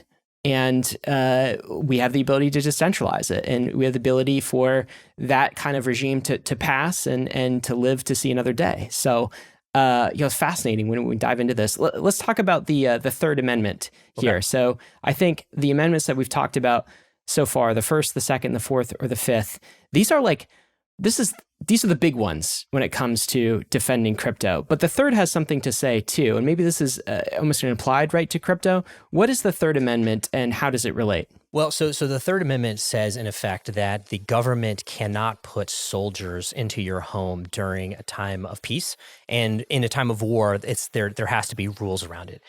And the rule is not so much concerned about who's sleeping on your couch or who's in your kitchen. It's more about the ability of centralized power to impose itself through some type of activity. Can they invade this space? So there aren't any Supreme Courts about the Third Amendment. It's one of those, like, it was probably written in a place and time for a very specific purpose that doesn't translate so well. But I think what's great about crypto is it allows us to revisit the discussion that they were having back then in the new digital world. So crypto can read, says the right says, in quoting now, you have the right to peace and quarter in any house. Well, now we're redefining. Crypto helps us redefine the word house. It redefines the word owner. It redefines soldier and quartering. So are we talking about, when we say house, do we mean any form of property that you can go into? So things like my network, a node, a wallet, into the blockchain itself. Is that or how are we redefining it? So again, this is less about establishing kind of what the government isn't allowed to do. It's about kind of reestablishing our concepts of things that were described elsewhere. So we've never had, to extend the analogy, we've never had locks on the digital house. So it's very easy to get into my emails, very easy to do all these things. crypto, by blocking the digital house, now reestablishes that delineation, right? We talked about in the Fourth Amendment about your right to be free from intrusion. Well, we have to define where. And so the Third Amendment basically says, this is what we mean when we say the there in the digital space. It's your home. It is the house. That's where kind of the Third Amendment and crypto kind of will come back into stuff, is that crypto is a segue into the community, into the conversation that just really haven't been necessary up until, now. It's such an interesting amendment. Quartering of soldiers. It's just, it's like one that I don't have a lot of context for. No soldier shall in time of peace be quartered in any house without the consent of the owner, nor in time of war, but in a manner to be prescribed by law. And that's the third one. Must have been a real problem back then. It sounds like. So it really was. I mean, you talk about the when the states were still colonies, the federal government of England was stationing soldiers, and they were quite literally going into people's houses. They were going into businesses. They were invading the privacy that the founders understood to be fundamental, that the government doesn't, like anybody else, doesn't just have the right to be in these places. And so this is the embodiment, or the giving kind of definition to what they meant by those things. It's like, can't just take your private property, do what they want with it for military purposes. That's what it's saying. In effect, and you're absolutely right. So again, it's defining we're gonna have to ask, what does it mean without consent of the owner? Well, if I don't consent at all, then you can't get into my email, time of war, time of anything. So there's so much to unpack with kind of where fundamental rights and crypto kind of intersect. But it's good that we're having the conversation. And I think, to your point earlier, so imbalanced, it's necessary that we start to have those conversations. Okay, so that's 5. We got the 5, and those are all compelling cases for crypto. Let's talk about the 9th and the 10th. These feel like system defaults almost for rights and individual freedoms, and I think they augment the first 5 amendments that we talked about in a way that bolsters the case. It's like an amplifier effect. But let's get into them. So 9th Amendment and 10th Amendment, what are these? So the 9th Amendment, basically, again, we've said kind of earlier on, is that just because something is written into the Constitution, or just because it's not in the Constitution, doesn't mean that it's either necessary or excluded. So quoting it, right? The enumeration of certain rights shall not be construed to deny or disparage the rights retained by the people. Just because it's in the document doesn't mean there aren't other things. It is effectively the expansion slot, or in the code that is the government. And you say, look, we've documented all of enough of the way the government functions. Here's how the way that we want you to interpret where the tie happens. So when you're not sure, the default is that, well, there should be more included. And so they talk about things, the Supreme Court likes to use analogies. They talk about penumbras and emanations, basically the shadows of rights. So our right, the right to exclude is up to a line, but there's also like this kind of hazy element. We're going to extend it a little further than the bright line because we have preserved a fundamental right. And the freedoms that we have, those are a little brighter than just the bright. So they extend a little further than just what's written. And so it's effectively the tie goes to the citizen, and we can add things in because we're not excluding them. Okay. So this is basically the miscellaneous category. Basically, the founders are saying, hey, if it's not here, if it's a right that's not talked about explicitly here, the default goes to the citizens, and the citizens get that right and preserve that freedom. Like, isn't this the only amendment we need, Richard, to argue for crypto? It's basically like, hey, they didn't mention crypto or encryption in the Constitution, so by default, we get it. See you later. Like, that's the case, fully wrapped. We don't even need the first 5. Yeah, and it would be nice if it worked out that way. And obviously, we're being a little tongue in cheek and saying, well, we've got the cheat code. Sure. And so this gets into, right, again, where the founders even then understood that there were some limitations on fundamental rights. So this is kind of like saying, well, there are limitations, but there's not exclusions. So let's make sure that when we had already articulated we had fundamental rights. Why are we writing them down in the Bill of Rights? It's like we want to be extra certain that you know that when you interpret the right to be free, it means this. And the 9th Amendment says, well, just because we didn't write it down doesn't mean it's also not included. So the right to crypto, 9th Amendment unlock to the First Amendment. It's the Ninth Amendment unlocked to the Second Amendment, to the Fourth Amendment, to the Fifth Amendment. And even in and of itself, right, we talked about very early on, the government is limited and we're finding ways that they're allowed to not infringe on freedoms. This is basically articulating that and saying, look, there are things that we haven't discussed that will change into the future. You, government, have to be mindful that there are more rights than we have articulated.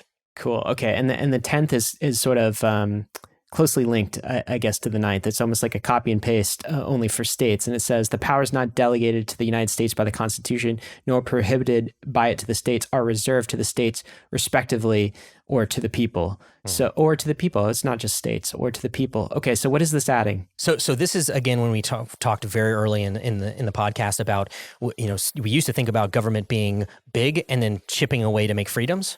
This is kind of the documenting the other way around, that it is small and we're adding to the things that don't take away from the freedom. So it is also where we get the concept of dual sovereignty, right? The founders, when they were ratifying the Constitution, were very, very concerned about the federal government not respecting the government that they liked the best, which was their states. And so they were saying, if you want us to agree to the federal government in the form of the Constitution, you have to agree that we are going to fundamentally alter the nature and the relationship between the federal government and the states. And this is where that comes in. This is where dual sovereignty, federalism, where the laboratory of democracy lives. It basically says the states are their own sovereigns in their special spaces. The federal government is sovereign in its own spaces. And where there is confusion or an ambiguity, the tie should go to us, the states, or more broadly to us, the people. Maybe this is a broader question, but like, what happens if the federal government puts in place, Congress puts in place like a ban on encryption or a ban on custody of your own crypto assets? You can't have your own private keys. And the state of, let's just name a state. How about Oklahoma? Does that sound good, Richard? That sounds like a good one. The state of one. Oklahoma says, no, we are preserving that right for Oklahoma citizens. You have the right to custody your own crypto. Who wins there? Yeah, so there's I'll give two kind of bright line, kind of the big ideas that inform that. So there's federal preemption, that the federal government gets to say where we have the right, the ability to do something, the states have to kind of fall in line with that. And at the same time, judicial precedent has said the federal government cannot force state actors to enforce federal regulation. So they could not say, there's a ban on encryption and you, the state police of Oklahoma, have to enforce this on our behalf. The federal government would say, no, you can't do that. You could send the FBI, you could send federal resources, but you can't tell the state authorities that they have to enforce it. There's also that they cannot take state resources themselves to pay for regulatory programs. So say, we're going to ban self-custody. You have to take it with a custodian, and you, the states, have to pay for the custodial services in your state. So the federal government or the Supreme Court would say, no, you can't commandeer state resources to do that. So that's where the tension, again, this dual sovereignty, is that the states can push back against the federal government and say, well, you've issued a law that we disagree with. We are not going to enforce it. So if you want to take private keys, if you want to force, we'll just stick with that. If you want to take private keys, come and take them. You're going to have to be the ones that do it. And while you're trying, we are going to file a lawsuit. And that's where, again, the judicial branch separation of powers comes in, is that the states, the people, and the federal government will go to court and articulate why they think they have, why we, the people, have a fundamental right to what we have, why the government is conducting itself inappropriately or unlawfully. And then the states kind of get to jockey themselves in whether they want to preserve that. So Oklahoma, glad you brought it up, Oklahoma has written into law that you have the right to own and possess crypto. Well, if there's a federal law that said you don't, we have that right. Yeah, it was passed in the most recent session. We've said you have the right to own crypto. You have the right to self-custody. You have the right to mine. You have the right to transact. And you have the right to be free from a discriminatory regulation. So noise ordinances, for example. If you're going to run a Bitcoin miner, you can't be regulated differently than a data center. Noise ordinances are noise ordinances. It's not about who's making the noise. So now you're seeing that kind of flow up into the Republican, the Republican kind of their platform. It's just saying, hey, wait a minute. We're starting to have these conversations. We're more and more familiar with the ideas in the abstract and their implementations. And so now you're seeing that filter into government is slow necessarily because we don't want to be all over the place. But we're starting to see the articulation of these fundamental rights and say, you know what? Digital property is property like anywhere else. Wyoming said that back in 2019. And now we're just starting to filter up in through the government, getting familiar with the idea, again, why the First Amendment is so important. The ability to call your representatives to say, look, there's a new technology, a new idea, a new property. This is why I think I have the right to it. This is the way that I use it and how it impacts my relationship with you, the government. We should preserve that. You should not pass laws, right? The CBDC. You should not pass laws that infringe on my rights. That's where all of this comes in, where all of this ties together. And again, crypto is so elegant in navigating the abstract ideas of fundamental rights and the actual implementations of the tools of preserving those ideas and those rights. This is really cool too. Yeah, I think it was a Supreme Court justice, I forget, he called the United States, one of my favorite properties of the United States is he called the states like 50 different experiments in freedom, right? Mm-hmm. And it's very cool to see states like Oklahoma, states like Wyoming, basically crypto-friendly jurisdictions setting state law in the United States. And I would say there's probably like 5 to 10 of them that are really like pushing this forward. And they are setting the precedent for the rest of the United States. And if kind of the feds take a more dim view on our crypto rights, the states are going to have something to say about it. In fact, they already are, and they're already starting to enshrine these rights. So that's effectively what the 10th Amendment gives us. Mm-hmm. I remember when we were talking about this episode, Richard, jumping back to the 9th Amendment for a minute, you said that basically your case, if you were like fighting this in courts and part of the kind of the legal defense for our constitutional right to crypto would be you'd use like the first 5 amendments, right? You'd say Amendment 1 plus 9, because 9 means we get rights retained by the people, and like by default factory settings, U.S. citizens have a right to crypto.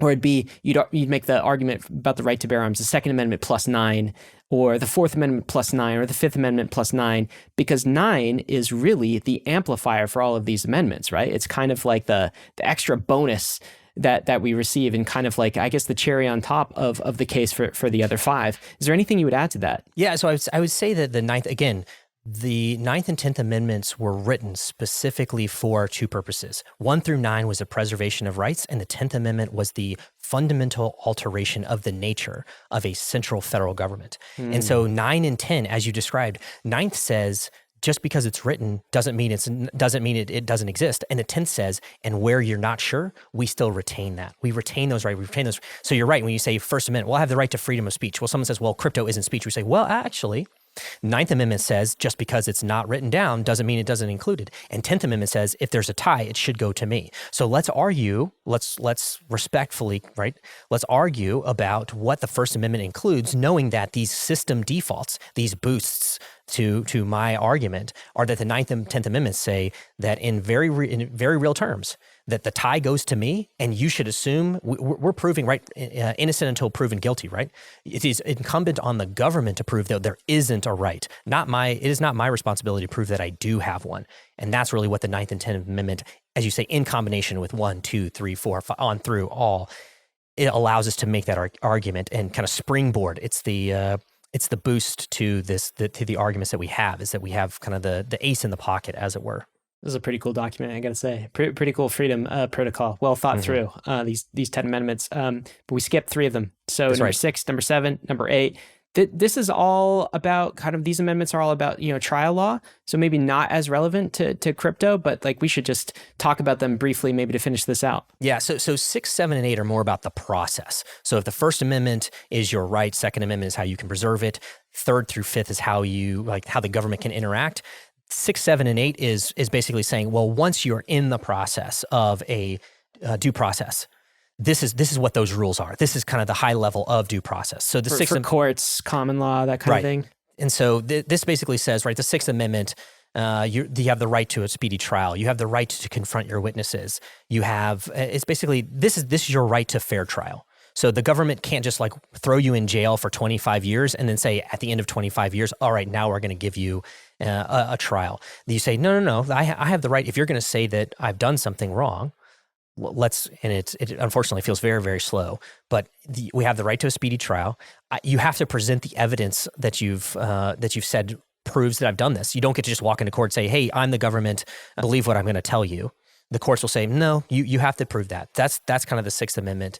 The 7th Amendment, this is about, the venue. So it says if there's certain value, like dollar value at stake, you get a jury trial. Well, crypto may or may not play into it, but you could say the industry is again a forcing function for revisiting these rights. So SEC versus KRAKEN, that was basically the Supreme Court said in administrative law cases, if you're going to impose a civil fine above the threshold, you have to take that to a trial by jury. The administrative state the administrative state does not get to be law writer, prosecutor, and judge in certain things, and also right. And so it's like, hey, this is a check on your ability to just do things as you please. It's got to go before a jury for certain values above that amount. So that's what the Seventh Amendment is really about: is the right to a trial by jury. And then the Eighth Amendment, this is again kind of the punishments that can be given. And so no excessive bail. So they can't financially imprison you because you can't afford bail. There's no excessive fines, no cruel or unusual punishments.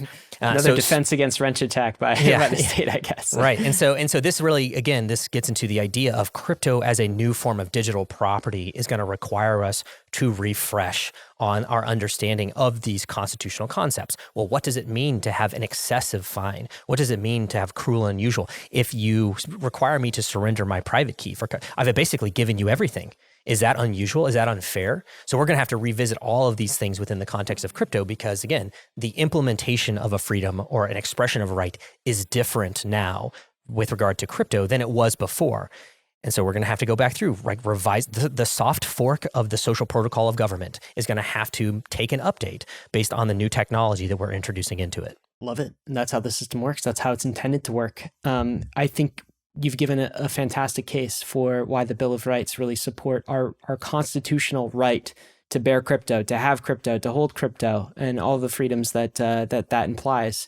Let's talk about kind of the last piece of this as we wrap up this episode, which is it's not enough for you to believe this and for you to make the case and for me to believe this and for me to respond to the case and say, yep, that makes complete sense, or for Bankless listeners, or for the wider crypto audience. We have to somehow bake this into this social consensus mechanism that we call government and realize that's composed of multiple parts. I can think of at least a few. One is the courts and the law and the interpretation of that law. It's basically everything we've been talking about. So it basically requires you or someone like you, some lawyer, some legal mind, to take cases through case precedent to the various court systems, all the way to the Supreme Court as necessary, and get this enshrined as, yep, this is the correct interpretation of how the Constitution applies to crypto. So we got the courts. Then there's also legislators. So there might be some gaps. There might be some courts who say, I don't know, we don't have a law about this, right? And so what's a security? What's a commodity? Congress, go figure that out. So we got legislators to kind of convince about some of these things, those in government, and then the executive branch as well. And so that's all of our regulators. That's the administrative state. That's kind of the president. And they factor into this as well as we've seen recently. There's one other, kind of a fourth that I wanted to mention. That is individual citizens, hearts and minds. Right now, there's this take, I think, about crypto. If you talk about crypto to the American, to the person on the street, let's say, they are not going to immediately recall property rights and freedom of speech and code is law. They're not going to think about that. They're going to think about NFTs and SBF and scams and frauds and isn't that a big casino, and doesn't North Korea do things with crypto assets? A lot of the bad things, right? Not bad. Well, some of those are clearly bad, but some of them are just orthogonal to the digital property rights that we've been talking about today. And so we have to somehow convince the person on the street, the average citizen, win over the hearts and minds to this cause too. Why? Because hearts and minds are voters. They elect the legislators in the executive branch. They also become the court system, don't they? They become the jurors. They become Supreme Court justices as well. And so there's a whole societal consensus hearts and minds machine. Anyway, that just sounds like a lot of work to do. And I guess my question to you, Richard, is we're starting in a small way with this podcast and talking about this and that kind of thing. But how do we actually win to embed these freedoms into the operating system of the United States of America, because we're not there yet. We haven't done it. I don't feel safe and secure with like my crypto rights right now. I feel like we have a claim on those rights and a constitutional claim, but I don't know that everyone else, all of the other validators in the network, have not necessarily legitimized that and verified those blocks and those claims. Yeah, and so I'm glad you brought up both of the three branches of the government and then also the people itself. And so, what can we do? What can we enshrine it? Well, it begins with exercising the rights that we've described, right? You talk about legislatures communicating, make it easy for them. So talk with your legislators, talk with your representatives about the things that are important to you, why they're important, how they translate into these fundamental rights. It's about expressing your political view as it relates to crypto, saying, the Stand With Crypto group, right? Putting your name down as saying, I am a person who aligns with these beliefs, right? That is a political act communicating to the government that this is important to me. And so whether that's legislators, whether that's the executive branch, right, that's communicating. So it's in one part, it's a communication. When you talk about the judicial branch, right, court cases are expensive. There's a risk of loss of freedom and liberty and things like that. And so, but you have to be willing to fight that. So when companies like Coinbase say, you know what, we're not going to just pay the fine. We're going to go to court on this. When KRAKEN gets sued and they say, you know what, we're going to go to court on this. That's again, right, the donation of money to a legal fund. That's a political act. You're saying like, I'm supporting this discussion in the judicial realm. So participating where you can appropriately in the judicial process by either defending your right, by helping someone else defend their right, or even contributing. Like this is where more lawyers and maybe people who are more familiar with the process can say, you know what, I'm going to write a brief on behalf of this, articulating why I think that we have a right to crypto or why the government's behaving inappropriately. And then to the fourth group, the people on the street, it's kind of it's just a reflection on all the others. It's, can you meet people where they are and talk to them about the problems that they are having in a way that translates? And so here in the United States, we're very fortunate that the rule of law, it's hard to describe, right? It's the cleanest shirt in the dirty laundry. It's terrible except for all the others. Well, it's very easy for someone who's just come from a country where the political freedoms or the individual freedoms are not respected. And so you can say, and just in the same way, right, cross-border payments. Well, should I be able to send money to my family in another country? Well, someone who does that would be could very, very easily understand like what happens when the government says no. Or let's go to historical examples, right? So what happened in Cyprus? You wake up one day and your pension is gone or your bank accounts are gone. Like those people very, very acutely understand what the right to be secure in your person's places and effects would mean because they've had it taken away. So it's having the continued conversation. It's about articulating reasoning by analogy. It's about engaging in the discussion. It's about continuing to the builders out there, keep making it easier. The UI UX experience. Let's everyone has a role to play if they want to promote this. But it is again the cost of freedom, or it's a heavy freedom to carry, and so we got to carry it. You just got to put it. It's the proof of work. You got to put it in, and so. But it's, I think, important to continue to have those conversations, and we have them every day. And this, whether it's a podcast or a conversation, or asking the coffee shop that you like to go to, do you guys take crypto?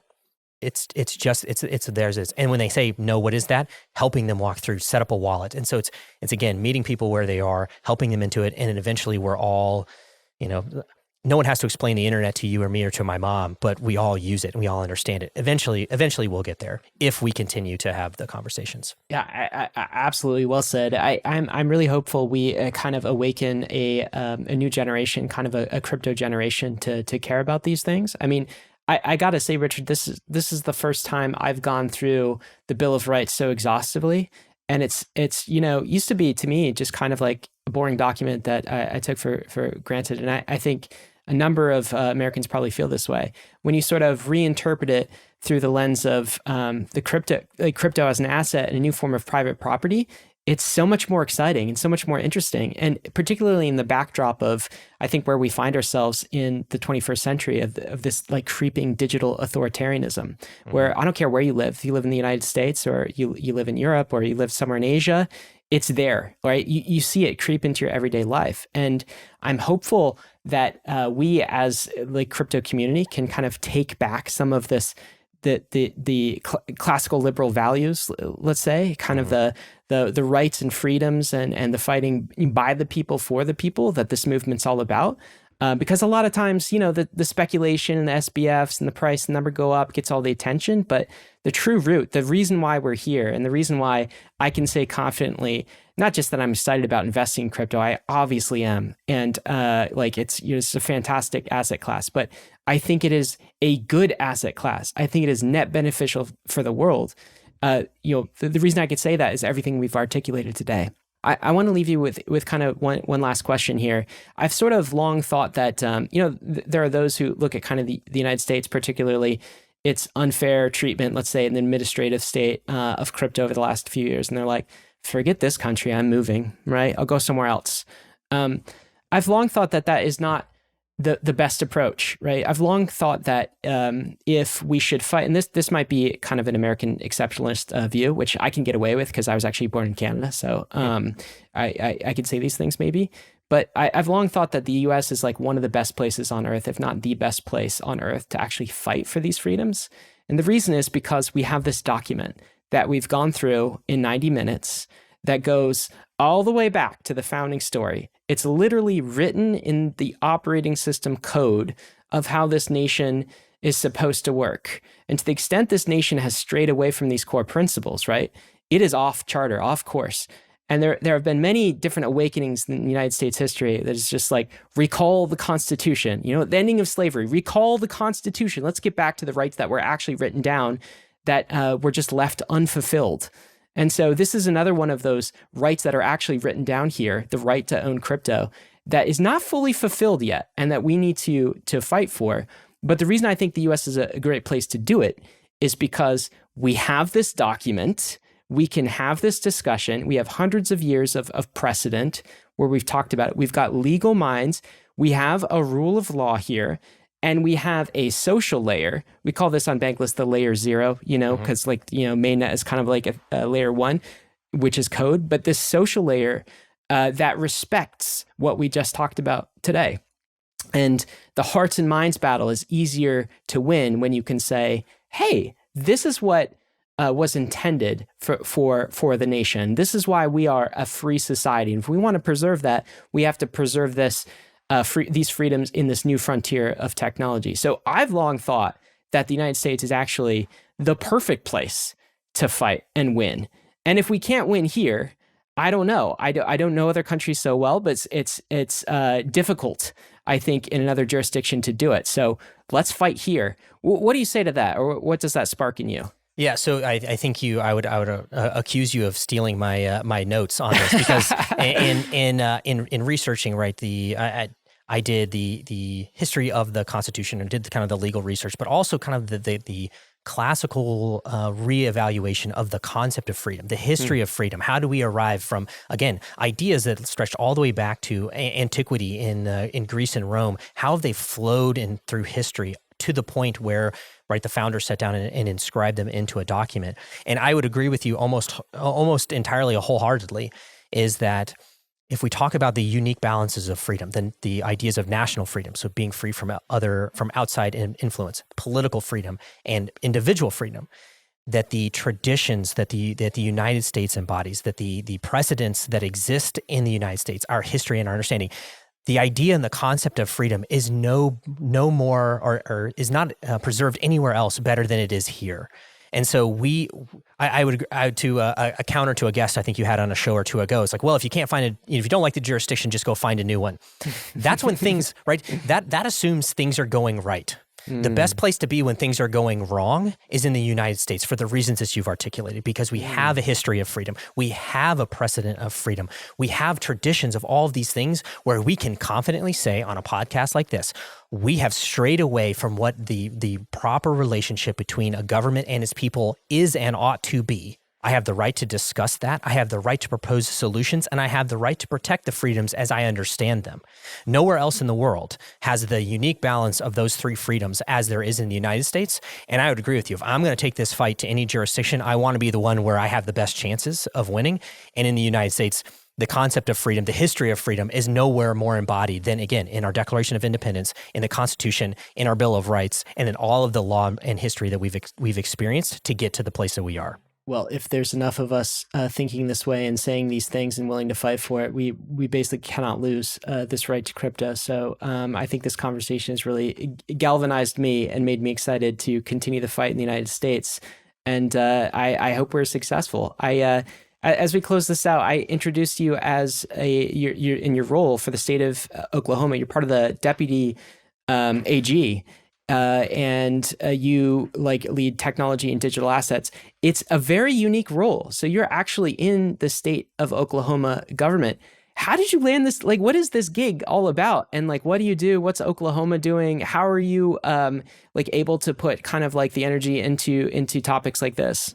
Yeah, and so it is I think kind of where we're looking more kind of on the technical side of crypto is that we're at one of those unique periods in history where there's going to be fundamentally transformative changes that are technology driven. And so the how did this job come about is that when I was actually originally approached to do just cybersecurity, and I articulated an expansion, right? You said, let's talk about the Second Amendment. I said, you know what? There's actually probably a constitutional case. In the same way, when I was approached about this job, they said, well, we'd like you to do cybersecurity, so consumer protection, basically. I said, well, there's something about advanced and emerging technologies that I think we're going to want to be smart about. Nice. And so can we expand the scope of this, because this is October, November of 2022. Not the best time to be promoting crypto as it relates to the government, especially law enforcement. Sure. But our then Attorney General elect Gentner Drummond, you sat down, you made the case just in the same way that we've described today, that we have fundamental rights to these things. I said that the government or the Attorney General's office is going to want to be smart about these things. They agreed, and they said, you know what? The future of the United States, the future of the state flows through novel and emerging technologies, at least in some respect. Let's start the process of getting intelligent, getting smart, so that we can preserve fundamental rights of crypto, so that we can have a regulatory environment where builders can come and they understand the rules, and we know what's expected, and people can enjoy both their rights and also the technology in new ways. And so the state of Oklahoma is catching up, and I think more broadly, right, the United States is waking up to the reality of what's being described. And as you say, maybe a straying from the kind of fundamental understanding of what it really should mean for the United States government with its relationship with its citizens in the digital world. That's great investment by Oklahoma and some foresight there, because now we're in 2024. We are blessed, I think, to have crypto be a national conversation at this point. It's definitely an election issue and a campaign issue, and so I think there will be many folks tuning into this episode to hear the constitutional case for crypto, and you've made it quite adeptly, Richard. So thank you so much for your time today and the work you went into you're putting in to set up this episode. Well, thank you again for having me, and I would echo it back. Thank you and David and the whole Bankless team for continuing to express yourselves and to continue the conversation in this form about this very important idea that is crypto and encryption technology and all the things that you guys talk about. What else would we be doing? It's the most interesting thing on the planet, I think, it really right is. Now. Let's end with this. Of course, you guys know our typical disclaimers. You know that crypto is risky. You could lose what you put in, but we are headed west. This is certainly the frontier. It's not for everyone, but we're glad you're with us on the Bankless journey. Thanks a lot.